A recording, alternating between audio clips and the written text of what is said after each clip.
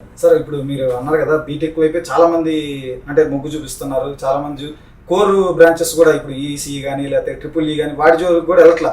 వెళ్ళినా కూడా at the end of the day అంటే వాళ్ళు బీటెక్ అయిపోయిన తర్వాత వాళ్ళు మళ్ళీ సాఫ్ట్వేర్ అయిపోయిస్తున్నారు. ఎందుకు అసలు అంటే మీకు తెలిసిందిగా గ్రౌండ్ లెవెల్లో ఏంటి అసలు? ఏంటి ఇప్పుడు మన అదే ఎందుకంటే ఇప్పుడు దాకా ఎలా ఉండేదంటే సాఫ్ట్వేర్ ఇండస్ట్రీలో మంచి ఉద్యోగాలన్నీ ఉండేవండి. ఇప్పుడు కూడా ఉన్నాయి కానీ ఎంట్రీ లెవెల్లో తగ్గిపోతున్నాయండి. ఎందుకంటే ఇప్పుడు జనరేటివ్ ఏఐ స్టార్ట్ అయిన తర్వాత కొంచెం ఎంట్రీ లెవెల్ జాబ్స్ కూడా తగ్గిపోతున్నాయి. సో దాని గురించి ఏం చేయాలంటే మనం product design, product engineering, manufacturing మీద ఫోకస్ చేస్తే, ఇప్పుడు నుంచే స్టార్ట్ చేస్తే నెక్స్ట్ 5 yearsలో మన యూత్ దానికి రెడీ అయిపోతారు. సో నేను మీకు ఒక చిన్న ఉదాహరణ ఇస్తానండి, ఎగ్జాంపుల్ ఇస్తాను. రీసెంట్గా ఒక చిన్న అమ్మాయి నాకు కలిసిందండి, అంటే యంగ్ గర్ల్ కలిసింది.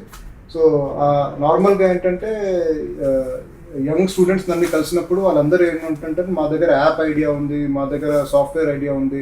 కానీ ఈ యంగ్ గర్ల్ వచ్చి స్కూల్లో చదువుతున్నదండి. ఆ అమ్మాయి వచ్చేసి ఆమెకి వేరే ఒక ఆవిష్కారం ఐడియా ఉందండి. సో కానీ అది చాలా రేరు. నేనేమంటున్నా అంటే ఈ రేర్ ఆవిష్కారం ఐడియాలు అంటే ఎక్కువ మందికి రావాలండి. సో ఇప్పుడు స్కూల్ లెవెల్ నుంచి మనం స్టార్ట్ చేస్తే కాలేజ్ లెవెల్ వచ్చేదాకా వాళ్ళందరికీ మన ఫిజికల్ ప్రొడక్ట్స్ చేసుకోవచ్చని ఒక మంచి ఐడియా వస్తుందండి. సార్ అంటే ఇప్పుడు మన ఇండియాలో ఇంత మ్యాన్ పవర్ ఉంది, ఇంత మిషనరీ టెక్నాలజీ కూడా మనం కూడా ప్రపంచ దేశాలతో అయితే పోటీ పడుతున్నాం. కానీ ఇప్పటికీ చాలా వస్తువులు చైనా నుంచి మనం ఇంపోర్ట్ చేసుకుంటున్నాం. మెషినరీ కానీ ఎక్కువ made in China, made in Japan అంటూనే ఉంటున్నాం. ఎందుకు మరి ఆ పరిస్థితి? అంటే మనం వాళ్ళని అందుకోలేమంటారా? మన దేశంలో మనం తయారు చేసుకొని మనం చేయడానికి ఉండదంటారా? అది కొంచెం సర్ప్రైజింగ్గా ఉంటుందండి. ఎందుకంటే ఇప్పుడు మీకు కూడా తెలుసు, మన మ్యాన్ పవరే, మన వాళ్ళే, మన టాలెంటెడ్ వాళ్ళే అక్కడికి వెళ్ళి ఆ మెషిన్స్ మీద చేస్తారు. మేడ్ ఇన్ చైనా ఉండొచ్చు, మేడ్ ఇన్ జపాన్ ఉండొచ్చు, మేడ్ ఇన్ యూఎస్ఏ ఉండొచ్చు, మేడ్ ఇన్ యూరోప్ ఉండొచ్చు. కానీ మన వాళ్ళే ఇంజనీర్స్ అక్కడికి వెళ్ళి ఆ మెషిన్స్ మీద పనిచేస్తున్నారు. అక్కడికి వెళ్ళి పని చేసినప్పుడు ఇక్కడ కూడా వాళ్ళు అదే పని చేయొచ్చు. కానీ దానికి ఏంటంటే మన మైండ్ సెట్ కొంచెం మారాలి. కొంచెం అంటే అది ఒక పెద్ద మార్పు రావాలండి మన సొసైటీలో. అది ఇప్పుడు స్టార్ట్ అయిందండి, ఇది అవుతున్నది. సో ఇప్పుడు మీరు క్వశ్చన్ అడిగితే ఇప్పుడు దానికి ఆన్సర్ లేదు. కానీ హోప్ఫుల్లీ 5 yearsలో ఈ మారుతాయండి. ఆల్రెడీ ఇండియాలోనే మెషినరీ మ్యానుఫ్యాక్చరింగ్ ఇవన్నీ స్టార్ట్ అయిపోయాయండి, అండ్ ఇంకా పెరుగుతాయండి. సార్ ఎక్కువ చూసుకుంటే ఈ లే ఆఫ్లు కూడా అంటే జనరల్గా ఎక్కువ అంటే ఎక్కడ చూసినా మన ఇండియాలోనే కాదు, ఫారెన్ కూడా ఎక్కువ సాఫ్ట్వేర్ మీదే ఉంది. అంతా అందరి మాట కానీ ఏదైనా కానీ చాలా మంది చూపు కూడా సాఫ్ట్వేర్ వైపు ఉంటుంది. ఈ లే ఆఫ్లు కూడా ఎక్కువ సాఫ్ట్వేర్ వైపు సాఫ్ట్వేర్లోనే ఎందుకు ఉంటాయి? చాలా మంది అంటే వాటిని వదిలి ఇట్లాంటి తయారీ రంగం ఇటువంటి వైపు రావచ్చు కదా, హార్డ్వేర్ వైపు. దానికి మనకి ఇంకోటి ఏంటంటే రిస్క్ టేకింగ్ మెంటాలిటీ కూడా కొంచెం మనం కల్టివేట్ చేయాలండి. ఇప్పుడు ఒక టైంలో మనకి అందరికీ ఒకటో లేకపోతే 2-3 ఆప్షన్స్ ఉండేవండి. ఇంజనీర్ అవ్వాలి, లేకపోతే డాక్టర్ అవ్వాలి, అలా ఉండేదండి. లేకపోతే గవర్నమెంట్లో మనకి జాబ్ ఉండేది. ఎందుకంటే అప్పుడు మన సిచ్యువేషన్ డిఫరెంట్గా ఉండేది. ఇప్పుడు ఏంటంటే ఇప్పుడు ఆ జనరేషన్ యంగ్ వాళ్ళని ఎంకరేజ్ చేయొచ్చు. అంటే మేము ఇక్కడ దాకా వచ్చాము, ఇప్పుడు మీకు కావాల్సింది చూసుకోవచ్చు, మీకు కావాల్సింది చేసుకోవచ్చు అండి. అది కూడా దానికి సోషల్ మైండ్ సెట్ చేంజ్ అవ్వాలండి. సో ఇప్పుడు అగైన్ మీ క్వశ్చన్కి సేమ్ ఆన్సర్ అండి. ఇప్పుడు ఇనిషియల్ స్టేజెస్లో ఉన్నాం, ఈ మార్పు వస్తున్నది. నేను పర్సనల్గా చూస్తున్నాను ఈ మార్పు. అండ్ టీవర్క్స్ లాంటి ఆర్గనైజేషన్స్ కూడా ఈ మార్పుని చేయడానికి ఇంకా మేము ప్రయత్నం చేస్తున్నాం. సో ఇవి అవుతున్నాయండి.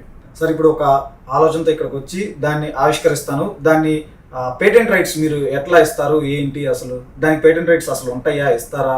ఇస్తే ఎట్లా ఆ ప్రోడక్ట్కి? పేటెంట్ మీదే ఉంటుందండి.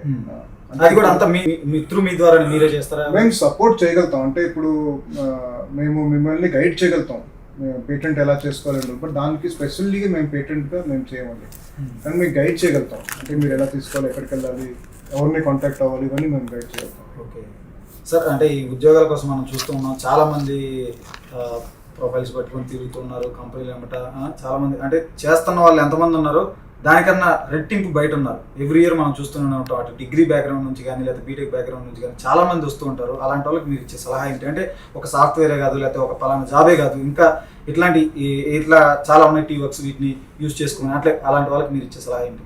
అది మీరు అడిగిన ప్రశ్న అంటే చాలా మంచి ప్రశ్న అండి. ఇప్పుడు చాలామంది నాకు కూడా వస్తుంటారండి, చాలా రెజ్యూమెస్ చూస్తాను.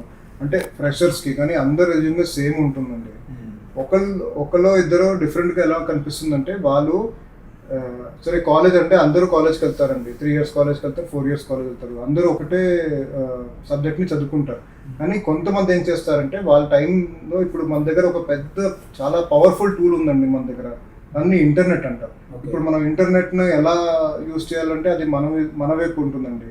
సో ఇప్పుడు ఇంటర్నెట్ని మనం యూజ్ చేసి కొత్త నేర్చుకోవచ్చు, మనమే చేసుకోవచ్చు, మనమే చిన్న చిన్న ప్రాజెక్ట్స్ చేసుకుంటే ఇప్పుడు వెళ్ళే ఎంప్లాయర్ దగ్గర కూడా రెజ్యూమ్ వెళ్తే వాళ్ళకి అర్థమవుతుంది, వీళ్ళు వాళ్ళు ఓన్గా కూడా చేయగలుగుతారు. సో వీళ్ళని మన కంపెనీలో తీసుకుంటే, ఫ్రెషర్గా తీసుకుంటే వాళ్ళు వాళ్ళే కొంచెం నేర్చుకుని వాళ్ళే కాంట్రిబ్యూట్ చేయగలుగుతారని అప్పుడు మీరు స్టాండ్ అవుట్ అవుతారండి.